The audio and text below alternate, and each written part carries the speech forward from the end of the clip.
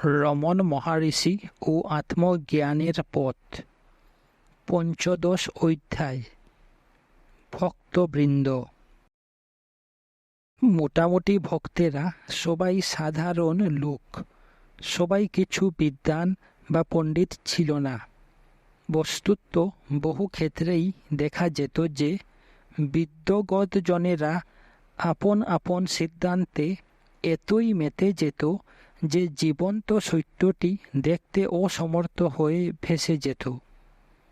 অন্যপক্ষে সরল ও সাদাসিধা লোকেরা স্থির হয়ে থাকত ও উপাসনা করত, আর তাদের আন্তরিকতার ফলে ভগবানের কৃপাভাজন হতো।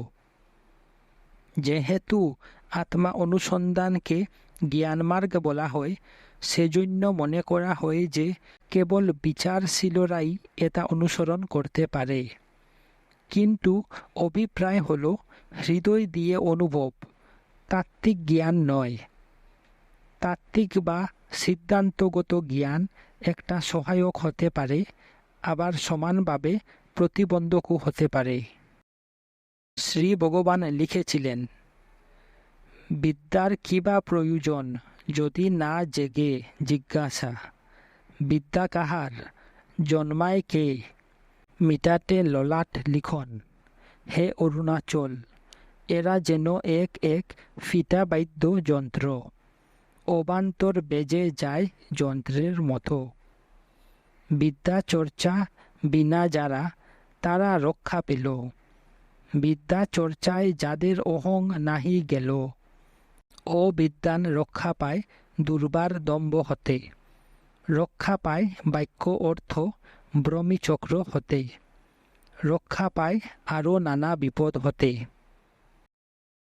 ললাট লিখন মিটে যাওয়ার অভিপ্রায় হল, হিন্দু মতে মানুষের ভাগ্য ললাটে লেখা হয়, যার অর্থ কর্মবন্ধন হতে মুক্তি পাওয়া।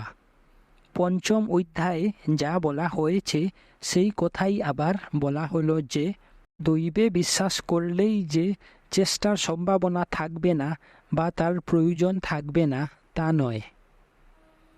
বিদ্যাকে নিন্দা করা হয়নি, যেমন ধন সম্পত্তি বা যুগ শক্তিকেও করা হয় না।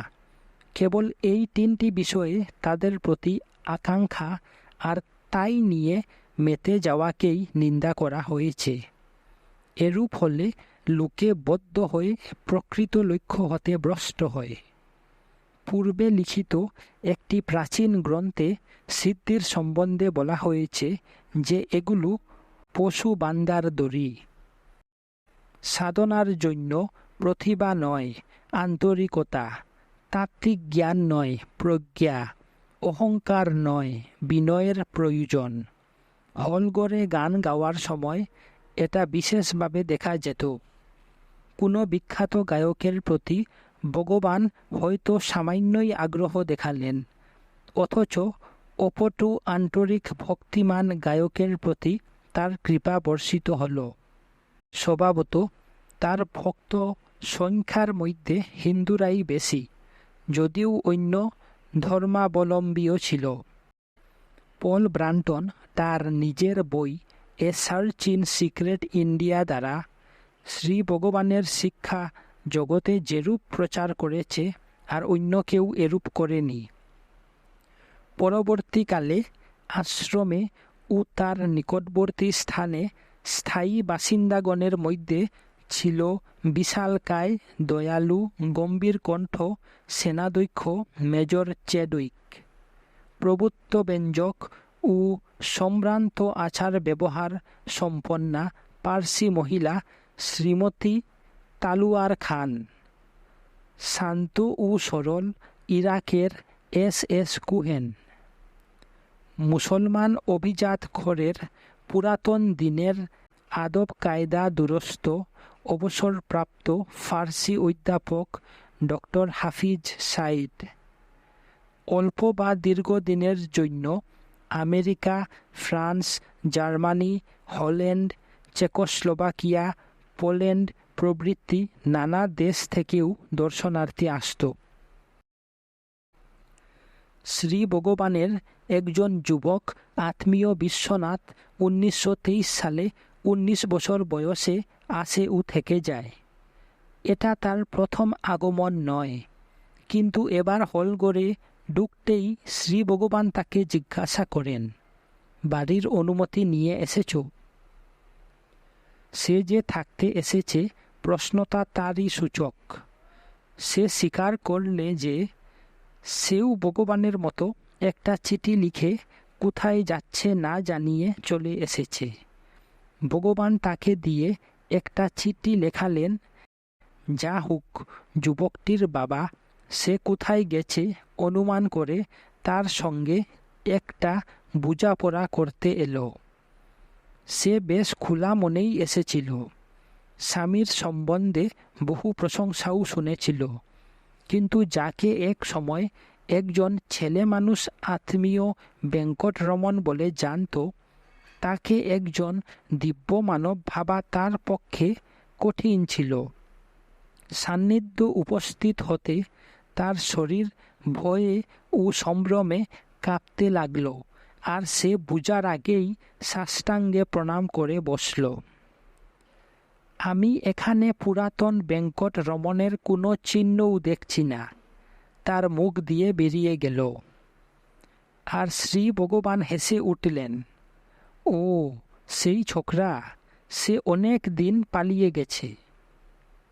বিশ্বনাথের দিকে চেয়ে অভ্যস্ত পরিহাস ভঙ্গিতে একবার শ্রী ভগবান বলেছিলেন, তুমি বাড়ি থেকে আসার আগে তবু সংস্কৃত শিখেছ, আমি কিছুই জানতাম না। আরও অনেকেই ছিল যারা সংস্কৃত জানত ও শাস্ত্রগ্রন্থ পড়ত। তাদের মধ্যে অবসরপ্রাপ্ত অধ্যাপক বেঙ্কটরমিয়া সাধুর মতো থাকত আর কয়েক বছর দিনলিপি লিখেছিল, যেটা পরে টকসুইড্ডি মহর্ষি নামে আশ্রম কর্তৃক প্রকাশিত হয়। আর ছিল আগে বলা বিদ্যালয়ের শিক্ষক সুন্দরেশ আইয়ার। সে তিরুবন্নমালাই থেকে জীবিকা অর্জন করত। যে বছর বিশ্বনাথ আসে সেই বছর বিখ্যাত তামিল কবিদের মধ্যে একজন মুরুগনারু আসে।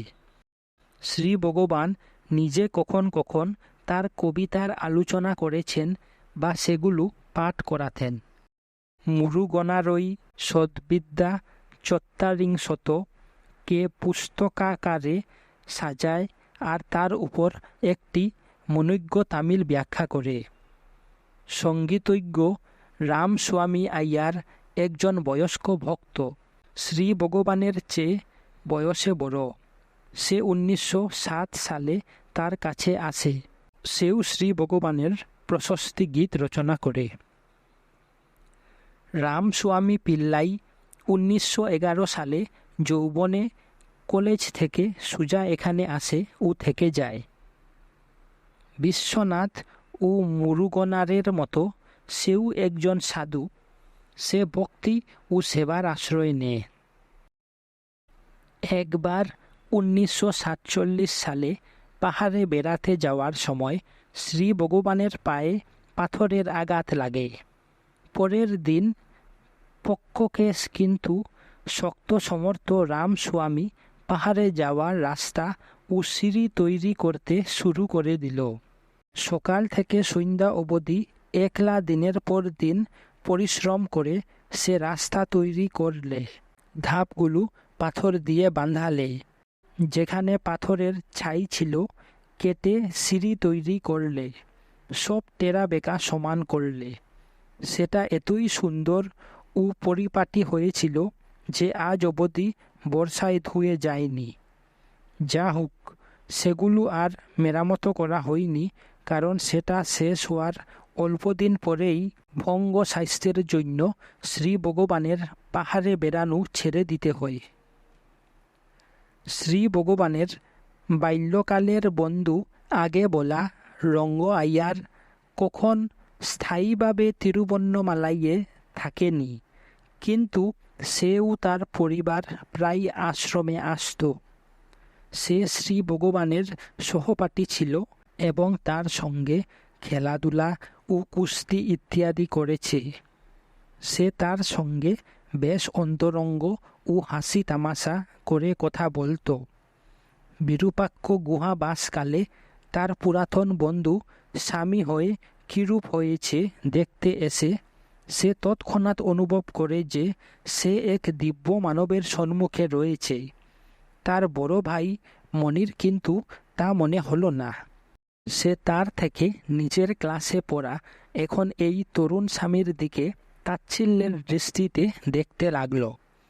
ভগবান একবার মাত্র তার দৃষ্টি ফেরালেন, আর সেই মৌন প্রভাবে মণি তার চরণে প্রণত হল।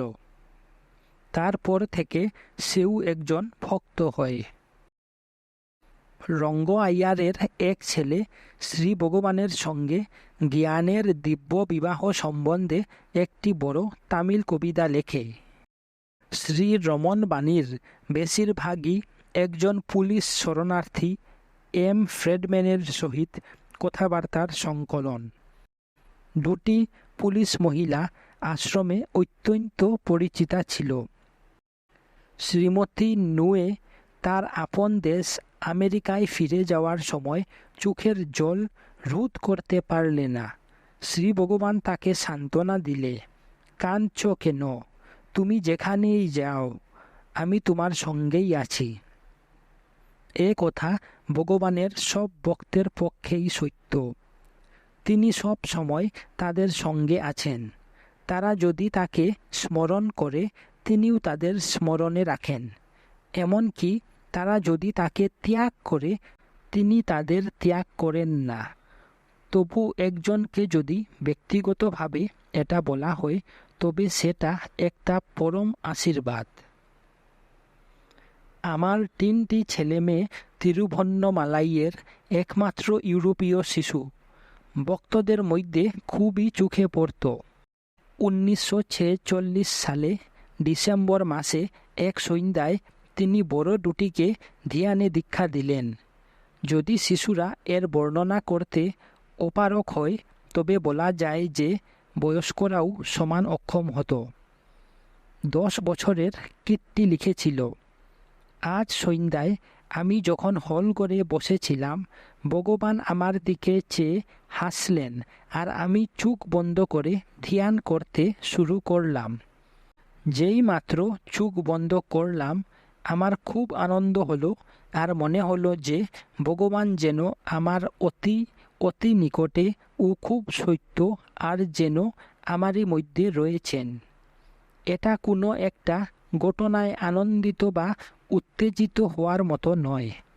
আমি কি করে বলবো জানি না, কেবল বলতে পারি খুব আনন্দ হয়েছিল আর ভগবান কি অপরূপ। 7 বছরের এডেম লিখেছিল, যখন হল করে বসেছিলাম আমার আনন্দ হচ্ছিল না। আমি প্রার্থনা করতে শুরু করলাম, তারপর খুব আনন্দ হলো। এটা কিন্তু একটা নতুন খেলনা পাওয়ার মতো আনন্দ নয়, কেবল ভগবানকে ও আর সবাইকে ভালোবাসার আনন্দ। শিশুরা প্রায়ই যে অনেকক্ষণ ধরে হল করে বসত তা নয়। তাদের মনে হলে বসত, বেশিরভাগই খেলা করে বেড়াত।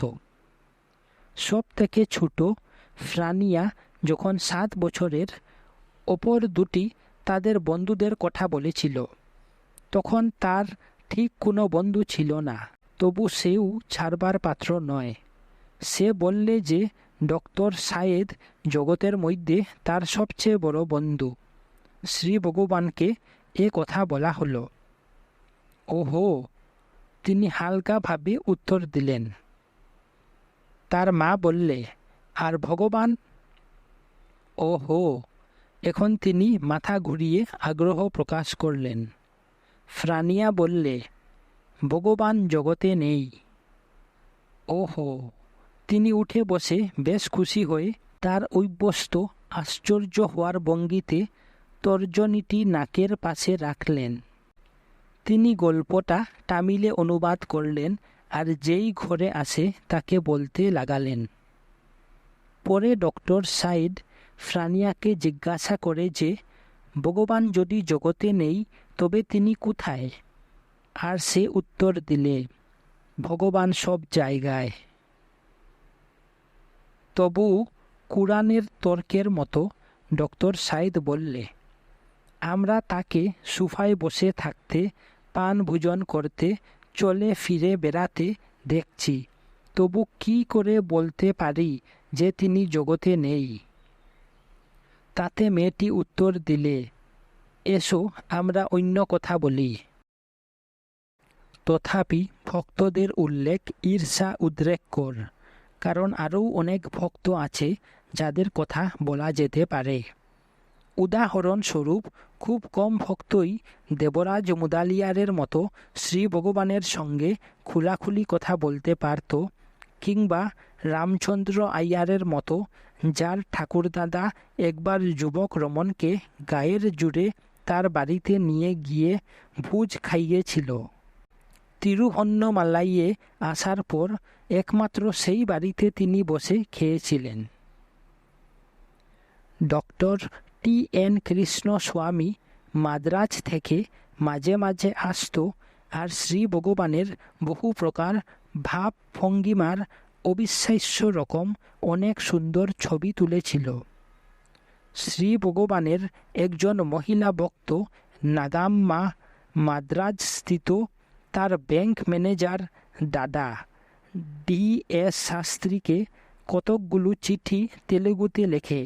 এই চিঠিগুলো আশ্রমে ঘটিত বিভিন্ন ঘটনার অত্যন্ত সজীব ও মনোহর বর্ণনা ও শ্রী ভগবানের উপস্থিতির দিব্য প্রভাবের চিত্রণে ভরা। এমন ভক্ত ছিল যারা শ্রী ভগবানের সঙ্গে কদাচিৎ কথা বলার প্রয়োজন অনুভব করত, আবার এমনও ছিল যারা কখন কথা বলতো না। অনেক গৃহস্থ ভক্ত ছিল যারা অবসর সময়ে তাদের ভাগ্যবেশে লব্ধ আপন আপন শহর বা দেশ থেকে আসত, আর যারা অল্প সময়ের জন্য তাকে দর্শন করতে এসে তার ভক্ত হয়েছিল, যদিও তারা তার সান্নিধ্যে থাকেনি। আরও অনেক ছিল যারা তাকে কখনো দেখেনি, কিন্তু দূর থেকে তার মৌন দীক্ষা লাভ করেছে। শ্রী ভগবান পোশাক পরিচ্ছদে বা আচার ব্যবহারে কোনো অদ্ভুত খেয়ালিপনা বা ভাবাবেশ নিয়ে বাড়াবাড়িকে নিরুৎসাহ করতেন। আগেই দেখানো হয়েছে যে তিনি অলৌকিক দর্শন ও সিদ্ধি লাভের ইচ্ছাকে কিরূপ অনুমোদন করতেন না, আর গৃহস্থদের তাদের পারিবারিক জীবিকার পরিবেশেই সাধনা চালিয়ে যাওয়ার কেমন পক্ষপাতী ছিলেন। তিনি ভক্তদের মধ্যে কোনো চমকপ্রদ পরিবর্তন আনতেন না, কারণ এরূপ পরিবর্তন একটা ভিত্তিহীন গাঁথনি, যেটা পড়ে যাবে। বস্তুত কখন কখন একজন ভক্ত নিজের কোনো উন্নতি হচ্ছে না দেখে হতাশ হয়ে অভিযোগ করত যে তার কোনো উন্নতি হচ্ছে না। এরূপ ক্ষেত্রে ভগবান হয় সান্ত্বনা দিতেন, কিংবা মুখের উপর জবাব দিতেন, কি করে জানলে যে কোনো উন্নতি হচ্ছে না? তারপর তিনি বুঝিয়ে বলতেন যে গুরুই শিষ্যের উন্নতি বুঝতে পারে, শিষ্য নয়। শিষ্যের করণীয় হল মনের চোখে তার গাঁথনি দেখা না গেলেও অধ্যবসায়ের সঙ্গে কাজ চালিয়ে যাওয়া।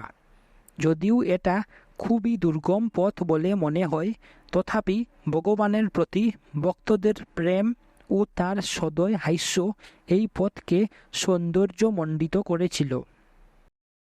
ভগবান কোনো বাড়াবাড়ি, যেমন মৌনব্রত ধারণ, সর্বদা নিরুৎসাহ করতেন। অন্তত একবার তিনি এটা স্পষ্ট দেখিয়েছিলেন। একদিন সন্ধ্যায় বেদ পরায়ণের সময় একজন ভক্ত বললে, চেডউইক আগামীকাল ভগবানকে কিছু নিবেদন করবে। ও হো, সেটা কি? তিনি জিজ্ঞাসা করলেন। সে কাল থেকে মৌনী হবে। তৎক্ষণাৎ তিনি অনেকক্ষণ ধরে মৌনব্রতের বিপক্ষে বললেন। তিনি দেখালেন যে কথা বলা একটা সেফটি বাল্ব, একে ত্যাগ করা অপেক্ষা নিয়ন্ত্রণ করা ভালো। আর যারা জিভ দিয়ে কথা না বলে পেন্সিল দিয়ে বলে, তাদের পরিহাস করলেন।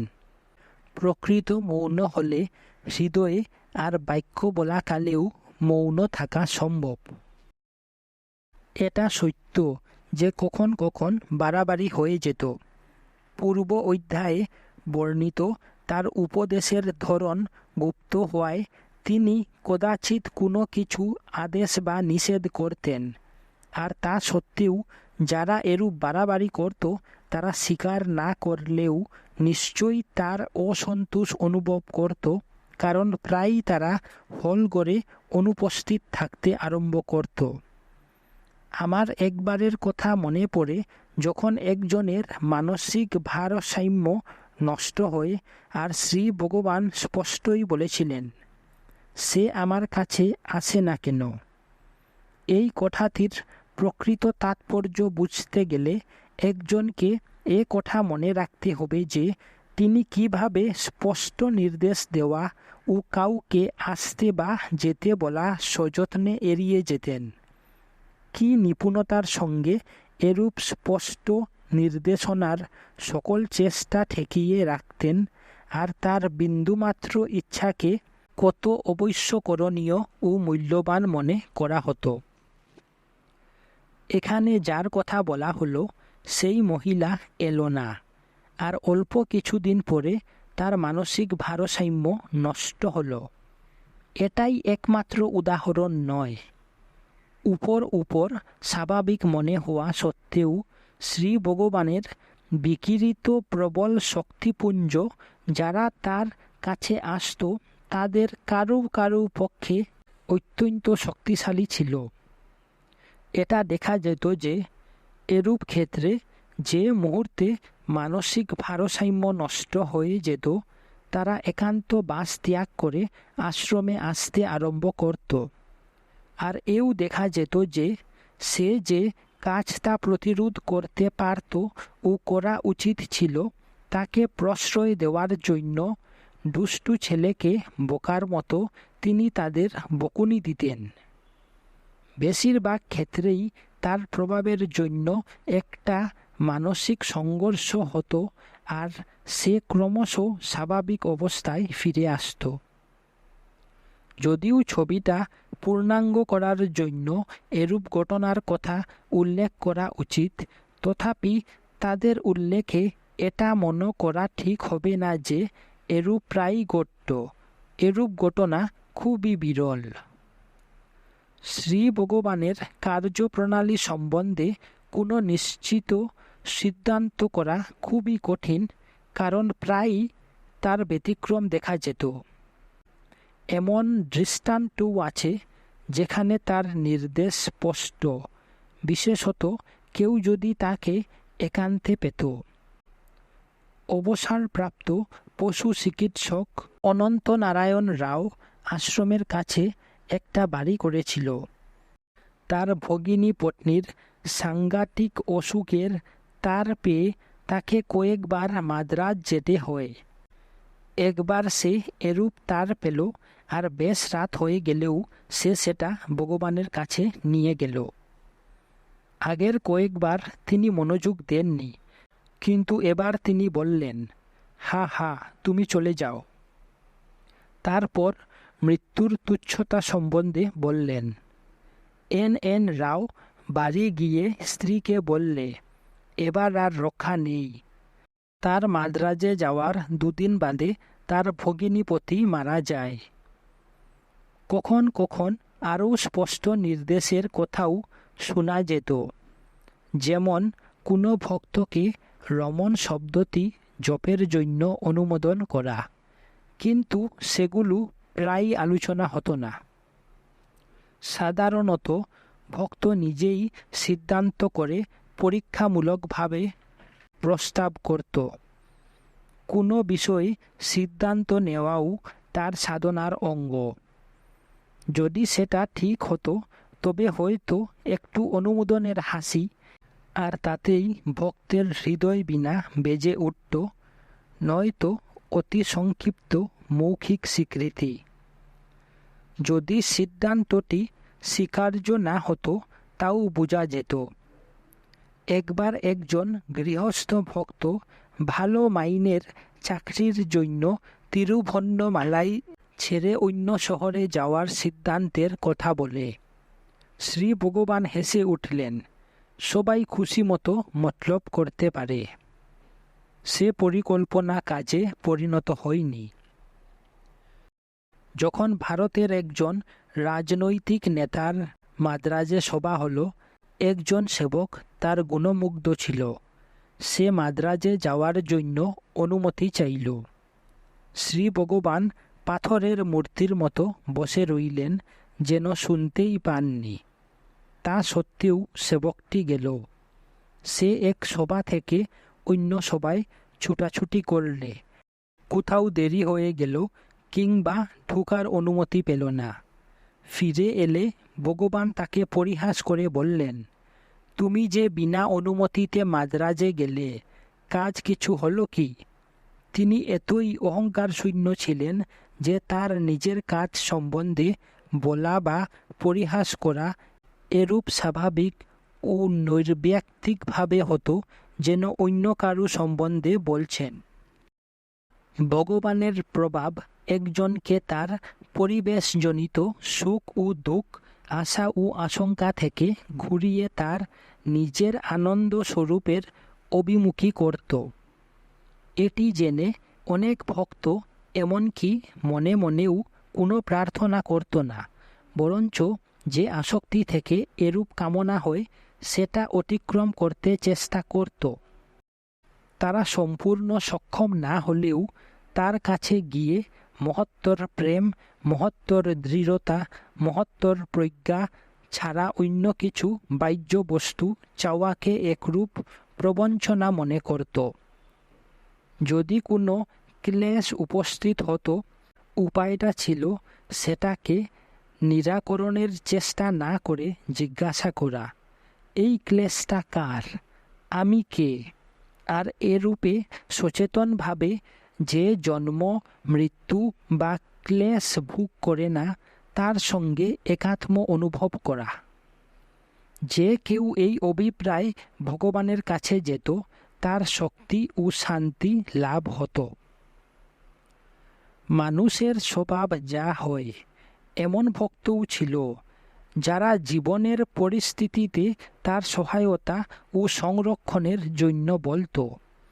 অন্য একটা দৃষ্টিভঙ্গি নিয়ে তাকে তারা মা ও বাবা মনে করত, আর যে কোনো বিপদ আপদে তার শরণ নিত। হয় তারা তাকে এ বিষয়ে চিঠি লিখত, নয়তো কেবল প্রার্থনা করত, তা সে তারা যেখানেই থাকুক না কেন, তাদের প্রার্থনা পূরণ হতো। বিপদ আপদ কেটে যেত, কিংবা যে ক্ষেত্রে সেটা সম্ভব হতো না বা হওয়া লাভপ্রদ নয়, সেটা সহ্য করার জন্য সহিষ্ণুতা ও শান্তি লাভ করত। ভগবানের ইচ্ছাকৃতভাবে কোনো হস্তক্ষেপ ব্যতীত সাহায্য আপনা হতেই আসত। এর অর্থ এই নয় যে এটা কেবল ভক্তের বিশ্বাসের জন্যই হতো। এটা ভক্তের বিশ্বাসের প্রতিক্রিয়া রূপে তার করুণার প্রবাহ। ইচ্ছা ব্যতিরেকে ও কখন কখন এমনকি অবস্থার সম্বন্ধে না জানা সত্ত্বেও এই শক্তির প্রকাশে অনেক ভক্ত আশ্চর্য হয়ে যেত। দেবরাজ মুদালিয়ার একবার এ বিষয়ে শ্রী ভগবানকে প্রশ্ন করে ও সেটা দিনলিপিতে বর্ণনা করে। যদি জ্ঞানীদের মতো ভগবানের মন নাশ হয়ে গিয়ে থাকে আর তিনি কোনো ভেদ না দেখেন, কেবল আত্মাই দেখেন, তবে তিনি কি করে প্রত্যেক শিষ্য বা ভক্তের সঙ্গে ব্যবহার বা তাদের জন্য অনুভব বা তাদের জন্য কিছু করেন? আমি শ্রী ভগবানকে এটা জিজ্ঞাসা করে আরও যোগ করলাম, আমার ও আরও অনেকেরই এরূপ অনুভব হয় যে যখন আমরা আমাদের দুঃখ কষ্টে অত্যন্ত গভীরভাবে বিচলিত হয়ে মনে মনে ভগবানের কাছে প্রার্থনা করি, তা যেখানেই থাকি না কেন প্রায় সঙ্গে সঙ্গে সাহায্য এসে যায়। একজন লোক ভগবানের কাছে এলো, হয়তো কোনো পুরাতন ভক্ত। সে ভগবানের সঙ্গে দেখা হওয়ার পর যা দুঃখ কষ্ট পেয়েছে সব বললে। ভগবান খুব ধৈর্য ও সহানুভূতির সঙ্গে সব শুনলেন, মাঝে মাঝে আশ্চর্য ও বিস্ময় সূচক ও তাই নাকি ইত্যাদিও বললেন। গল্পটা প্রায় শেষ হয়। যখন কিছুতেই কিছু হলো না, তখন ভগবানের কাছে প্রার্থনা করলাম, আর একমাত্র ভগবানই আমার রক্ষা করলেন। ভগবান সব মন দিয়ে শুনেন, যেন এগুলো তার কাছে নূতন, এবং এ সংবাদ পরে আসা ভক্তদেরও বলেন। অমুক লোকের মনে হচ্ছে আমাদের এখান থেকে চলে যাওয়ার পর এই সব হয়েছিল। আমরা জানি ভগবান দান করেন না, সুতরাং মনে হয় তিনি অন্তত একটা স্তরে এসব কিছু জানেন না, যতক্ষণ না তাকে বলা হয়। আবার আমরা এও জানি যে যখনই আমরা বিপদে পড়ি আর সাহায্যের জন্য প্রার্থনা করি, তিনি আমাদের কথা শুনেন আর কোনো না কোনোভাবে সাহায্য করেন।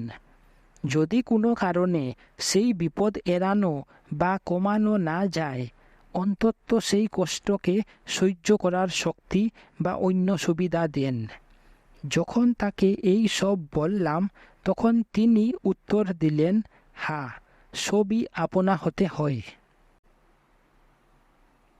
আরও একজন ভক্ত এই বিষয়ে প্রশ্ন করে, আর তিনি আরও স্পষ্ট করে উত্তর দেন, জ্ঞানীর মন কোনো বিষয়ে দেওয়াই যথেষ্ট, এবং তাতে দৈবক্রিয়া স্বতই আরম্ভ হয়। শ্রী ভগবান ইচ্ছাকৃতভাবে অলৌকিক শক্তির প্রকাশ খুব কমই করতেন।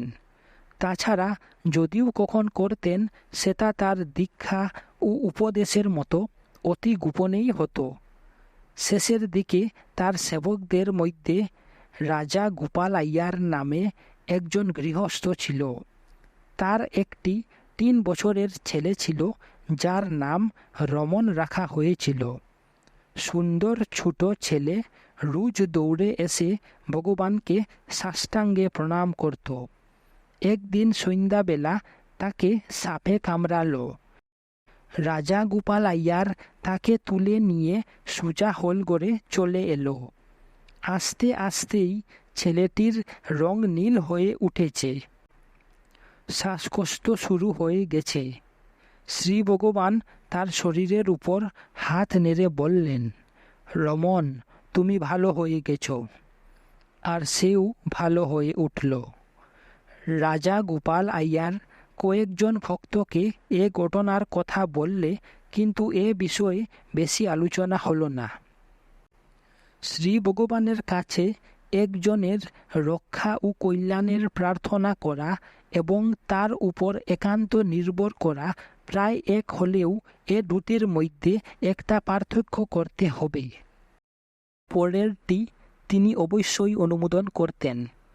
যদি কেউ তাদের শুভাশুভ তার উপর ছেড়ে দিত, তিনি তা স্বীকার করে নিতেন। অরুণাচল শিবে তিনি গুরু শিষ্যের মনোভাব সম্বন্ধে লিখেছিলেন, তুমি কি আমায় ডাকনি? আমি এসেছি, আমার ভার এখন তোমার। একবার তিনি একজন ভক্তের অনুরোধে ভগবদ্ গীতা থেকে 42টি শ্লোক বাছলেন আর তাদের তার নিজের শিক্ষা পদ্ধতি অনুযায়ী সাজালেন। তার মধ্যে একটি শ্লোক হল, যে আমায় একান্ত মনে চিন্তা ও উপাসনা করে, যে নিত্য আমাতেই সংযুক্ত থাকে, আমি তার রক্ষা ও কল্যাণের ভার নেই। হয়তো কঠিন পরীক্ষা আর বিশ্বাসের চূড়ান্ত মূল্যায়নের কষ্টিপাথর স্বরূপ অসহায় অবস্থা আসে, কিন্তু যে ভক্ত ভগবানের উপর বিশ্বাস রাখে, সে সর্বদাই রক্ষা পায়।